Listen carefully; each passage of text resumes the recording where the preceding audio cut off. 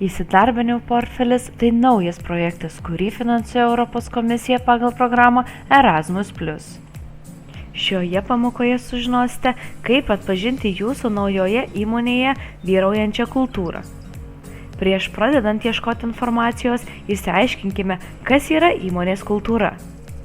Ši sąvoka apibrėžia bendras įmonės vertybės ir savybės. Ją sudaro įvairūs elementai, įskaitant įmonės vertybės, misiją, etiką, tikslus ir lūkesčius. Įmonėje gali vyrauti įvairių kultūrų tipai. Pavyzdžiui, kai kuriuose įmonėse vyrauja komandinė kultūra, o kitose įmonėse skatinama siekti asmeninių pasiekimų. Kai kuriais atvejais pastebėsite, kad yra vertinamas hierarchinis valdymas, o kitos įmonės pirmenybę teikia laisvesniai darbo aplinkai. Tačiau kaip identifikuoti įmonės kultūrą? Tam yra įvairių būdų.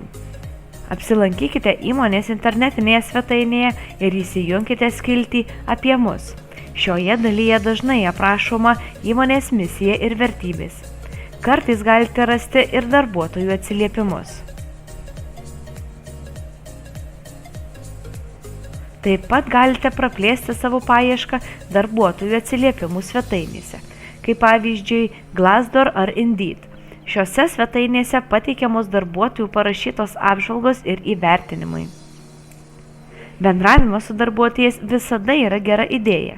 Tikėtina, kad buvę darbuotojai norės pasidalyti nuoširdžiais atsiliepimais. Peržiūrėję šią pamoką galite atlikti trečią interaktyvią mokymosi veiklą, kurią parengė įsidarbinimo portfelio komandos nariai.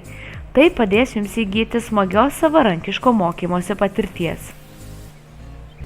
Baigę veiklą, galite palyginti savo atsakymus su įsidarbinimo portfelio komandos parengtais atsakymų pavyzdžiais. Sėkmės ir linksmo pasiruošimo pirmajai darbo dienai. Klausimų visada galite susisiekti su savo mokytoju, naudodamiesi įsidarbinimo praktikos bendruomenę Telegram kanale.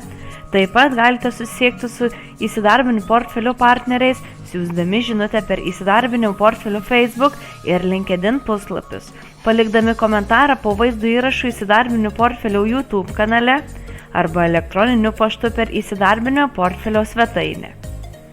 Visos organizacijos, kurios naudojasi įsidarbinimo portfelio ištekliais, turi nusistatyti aiškią duomenų apsaugos politiką atitinkančią BDA reikalavimus.